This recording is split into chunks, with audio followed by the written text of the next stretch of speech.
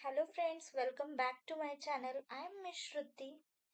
Today we learn about tooth anatomy. Let's start. This presentation will explore the structure and function of teeth and common dental issues and the importance of maintaining healthy teeth and gums. Understanding tooth anatomy is essential for preventing dental problems and maintaining good oral health. तर आज आपण tooth अनॅटॉमी बघणार आहे जे GNM साठी खूप important आहे as well as BSc nursing. तर टूथ अनॅटॉमी हे आपण mostly anatomy and physiology that is bioscience मध्ये पाहतो. तर हा एक शॉर्ट नोट्स साठी विचारला गेलेला क्वेश्चन आहे, म्हणून मी आज टूथ अनॅटॉमी घेतलेली आहे. तर त्यामध्ये structure and function of teeth plus काय डेंटल इश्यूज असतात, कॉमनली कोणकोणत्या डेंटल इश्यूज आहेत आणि आपण हेल्दी टीथ कसे मेंटेन ठेवायचे आणि त्याचं इम्पॉर्टन्स काय आहे, गम्स कसे हेल्दी ठेवता येतील आपल्याला. ओके, प्लस टूथ अनॅटॉमी कशी समजून घ्यायची. ओके, टूथ अनॅटॉमी कशी असते, त्याच्यामध्ये आपल्याला डेंटल प्रॉब्लेम्स कसे थांबवता येतील, प्लस गुड ओरल हेल्थ आपल्याला कशी ठेवता येईल, हे आज आपल्याला पाहायचं आहे. Okay, let's start. First one we see tooth structure. Teeth are made up of several layers. Teeth जे आहे ते several layers ने बनलेलं असतं. The outermost layer is a enamel, which is the hardest substance in the human body. तर outermost layer जो असतो त्याला enamel असं म्हणतात. Okay. Then, which is the hardest substance in the human body. So एकदम hardest substance आहे आणि beneath the enamel is dentin. Okay, आता तुम्हाला डायग्राम मध्ये दिसतंय ना. एकच मिनिट.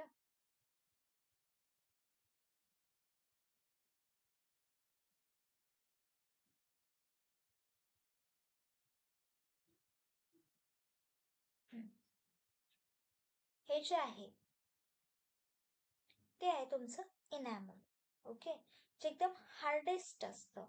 ह्युमन बॉडी मधलं हार्डेस्ट टफेस्ट लेअर म्हणलं तर हे आहे इनॅमल. ओके, जे कुणाच्या बिनीत आहे, डेंटिनच्या, म्हणजे ह्या. ओके, हे काय तुमचं डेंटिन आहे. कुणाच्या बिनीत आहे, डेंटिनच्या. हार्ड येलोइश टिश्यू, आणि हा कसा असतोय, हार्ड आणि येलोइश टिश्यू असतोय हा dentin. At the centre of the tooth is the pulp, आणि सेंटर ऑफ टूथला काय बोलायचं, pulp, which contains blood vessels. ह्याच्यामध्ये दिसतंय तुम्हाला की ह्याच्यामध्ये ब्लड वेसल्स आहेत, नर्व्स आहेत आणि कनेक्टिव्ह टिश्यू. ओके, कळालं तुम्हाला. फर्स्ट आहे व्हाईट जे आहे ते आहे तुमचं इनॅमल हे. नंतर जे आहे येलोविश ते आहे डेंटिन, आणि हे जे आहे ते तुम्हाला सॉरी ते बोलायचं pulp. Okay, this is a gum, आणि हा आहे तुमचा बोन. ओके, तर फर्स्ट आहे इनॅमल, तर हा एकदम हार्डेस्ट आहे आणि आउटर लेअर आहे, प्लस तो व्हाईट आहे. तो काय करतोय, ह्या डेंटिनला पल्पला काय करतो, प्रोटेक्ट करतो. जे काय आपण च्युइंग म्हणजे जे काय आपण चावतो, फोर्स लावतो, तो कोण लावतं, हा enamel. Then next is a dentin. डेंटिनचं काय काम आहे, तो येलोविश असतो, हार्ड टिश्यू आहे जो इनॅमलच्या जवळ असतो. Okay, then providing support and sensitivity. हा डेंटिन जो असतो तो टूथला सेन्सिटिव्हिटी प्रोव्हाइड करतो plus support. Next is a pulp. आता पल्प काय करतो, हा एक सॉफ्ट इनर मोस्ट पार्ट असतो टूथचा, ज्याच्यामध्ये blood vessels, nerves, connective tissue present असतात आणि नरिशमेंट आणि सेन्सेशन प्रोव्हाइड करतात. Okay, clear. 3 structures, enamel, dentin and pulp. Okay, next, tooth types. The toothचे टाइप्स कोणकोणते आहेत. Teeth are classified into 4 types. 4 types मध्ये क्लासिफाय केलेले आहेत teeth, which is based on their shape and function. कसे divide केलेले आहेत, शेप आणि फंक्शन वरती डिपेंड आहे. Each type has a unique role in chewing and breaking down food. Okay, आणि प्रत्येकाचं काम काय आहे की चीव करायचं म्हणजे चावायचं आहे आणि फूडला ब्रेकडाऊन करायचं आहे. तर फर्स्ट आहे इन्सिजर. इन्सिजर म्हणजे काय? Front teeth. पुढचे जे दात असतात त्याला इन्सिजर बोलतात. तर ते कशासाठी? कटिंग अँड बायटिंग फूड ह्याच्यासाठी यूज केले जातात. Then canines, pointed teeth located next to the incisor. Okay, म्हणजे पुढच्या दातांच्या मागे जे असतात टोकदार, ओके, जे used for tearing and piercing food, त्याला कॅनिन्स बोलतात. Then premolar and molars, teeth in the back of mouth used for grinding and crushing food. जे मागं असतात, ज्याला आपण दाढ म्हणतो, तिथं जे असतात त्याला म्हणायचं premolars and molars. Clear? Okay. Then tooth root and supporting structure. The root of a tooth is embedded in the jawbone and is held in place by peridental ligament. This ligament acts as a shock absorber and also for same movement during chewing. That is, root जे असतं टूथचं ते कुठं असतं? जॉबोनच्या तिथं असतं. Okay, म्हणजे तिथं असतं. आणि तिथं कोणते लिगामेंट्स असतात? पेरिडेंटल लिगामेंट असतात. आणि हे लिगामेंट काय काम करतात? As like a shock observer. Okay, आणि चावताना वगैरे त्यांची मुवमेंट होते जॉची. फर्स्ट आहे cementum. This is the thin layer of tissue that covers the root of the tooth and helps to another is to periodontal ligament. आता हे बघा, पेरिडेंटल ligament कोणते आहेत हे जे काय दिसते तुम्हाला, एक मिनिट.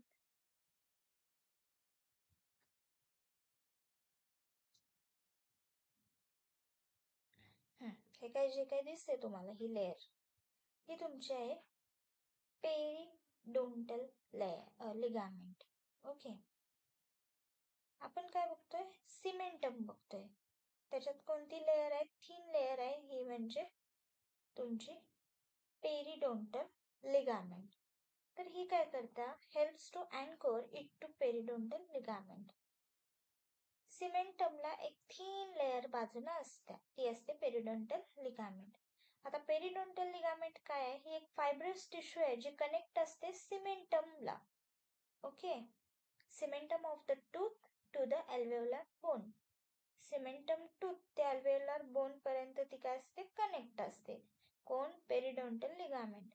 आणि ती सपोर्ट करते टूथला अँड अलाविंग सम मुवमेंट, आणि मुवमेंट करायला सुद्धा हेल्प करते. Then alveolar bone, the bone that surround the tooth.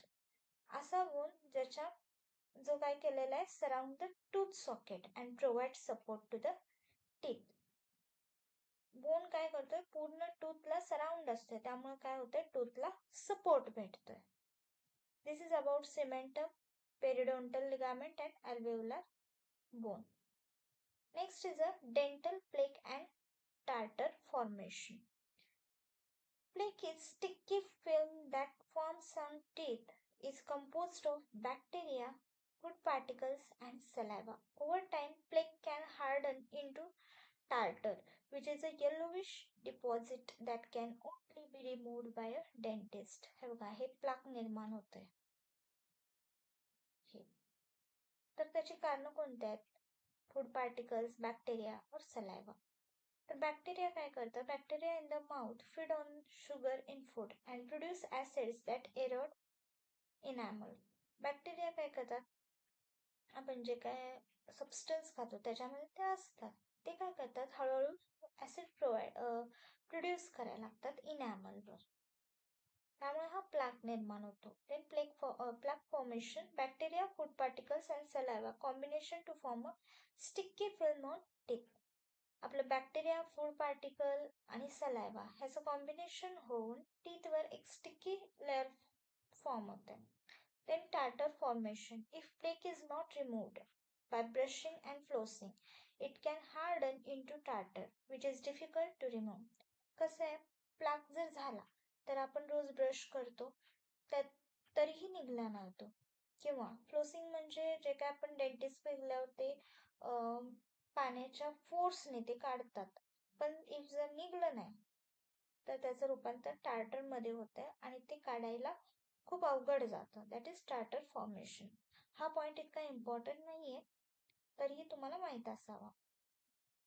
Then tooth decay and cavities. तर कॅव्हिटीज का होते? Tooth decay or cavities occurs when enamel is eroded by acids produced by bacteria in plaque. Enamel का disturb होते? तर जे काही bacteria chemical produce करतात ते इनॅमलवर पडतं आणि त्यामुळे इनॅमल काय होतं? इरॉड होतं. त्यामुळे cavities can lead to pain, sensitivity and eventually tooth loss if left untreated. मग काय होतं? पेन फॉर्म व्हायला लागतं, तुमचे दात दुखायला लागतात, सेन्सिटिव्ह व्हायला लागतात आणि जर तुम्ही ट्रीट केलं नाही तर त्याचं रूपांतर कॅव्हिटीमध्ये होतं किंवा तुम्हाला दात सुद्धा गमवावा लागतो, म्हणजे इव्हन किडतोच तो, त्यामुळे तो काढून टाकावा लागतो. स्टेज फर्स्ट असता initial decay affecting only the enamel. First stage काय असते की सुरुवात असते फक्त, जे इनॅमलला अफेक्ट करत असतं वरच्या लेअरला. सेकंड काय होतं? Decay reaches the dentin and causing sensitivity. ते कॅव्हिटी जे असते ते कुठं पोचते? डेंटिन मध्ये. देन काय होतं? स्टेज फर्स्टला दुखत असतं फक्त, सेकंड मध्ये काय होतं की सेन्सिटिव्ह होतो पूर्ण. Then third decay reaches the pulp.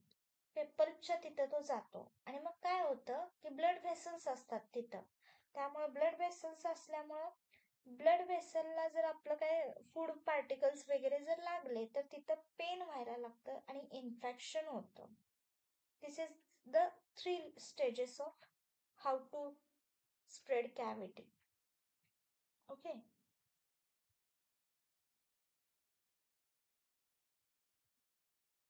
Then dental fillings and restoration. तर कसं करतात dental fillings?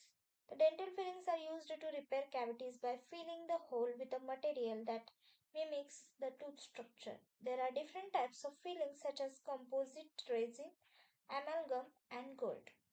बघा म्हणतात सोनं भरायचंय दातामध्ये. ओके. तर असे काहीतरी मटेरियल असतात जेणेकरून ती कॅव्हिटीज भरून काढतात. का? कारण त्याच्यामध्ये फूड जायला नको, फूड पार्टिकल्स जायला नकोत आणि इन्फेक्शन व्हायला नको त्यामुळे. तर फर्स्ट आहे composite resin, tooth coloured filling material that bonds to the tooth. जसा दाताचा कलर आहे तसं ते मटेरियलचा कलर असतो आणि तो टूथ मध्ये भरतात. ओके, त्याला कंपोजिट रेझिन असं बोलतात. ॲमाल्गम हे सिल्वर कलर म्हणजे चांदी भरायची आहे. ओके. तर filling material that is strong and durable, एक स्ट्रॉंग असतं आणि जास्त काळ टिकतं. देन गोल्ड, लॉंग लास्टिंग आहे गोल्ड सुद्धा आणि durable filling material that is biocompatible. Okay. तर हे आहेत substances. Then importance of oral hygiene. तर आपल्याला ओरल हायजीन का मेंटेन ठेवायचे आहे, का रेग्युलर डेंटल चेकअप करायचे आहे? कारण टीथ आहेत तर सगळं आहे. टीथ आहे तर तुम्ही जेवणार आहात, जेवलेलं तुम्हाला पचणार आहे कारण तुम्ही ब्रेकडाऊन करणार आहे फूड, त्यामुळं पचायला हलकं आणि सोपं जाणार आहे, त्यामुळं हेल्दी राहणार तुम्ही. इफ तुम्हाला टीथच नसतील तर दिसायला पण तुम्ही सुंदर नाही दिसणार, प्लस तुमचं फूड व्यवस्थित डायजेस्ट नाही होणार, ब्रेकडाऊन नाही होणार, त्यामुळे डायजेस्ट नाही होणार आणि डायजेस्ट नाही झालं तर तुम्हाला वेगवेगळे डिसीज होऊ शकतात. Okay, maintaining good oral hygiene is crucial for preventing dental problems and maintaining a healthy smile. Okay, जर तुम्ही ओरल हायजीन ठेवलं व्यवस्थित तर तुम्हाला डेंटल प्रॉब्लेम होणार नाही. प्लस इकडं बघा स्माइल किती छान येते डायग्राम मध्ये. This include brushing twice a day with fluoride toothpaste, flossing daily. Flossing म्हणजे चूळ भरणे. ओके. तर फ्लोराईड टूथपेस्ट ना तुम्हाला ट्वाइसली ब्रश करायचं अँड व्हिजिटिंग युअर डेंटिस्टला व्हिजिट करायचं रेग्युलर चेकअपसाठी आणि क्लिनिंगसाठी.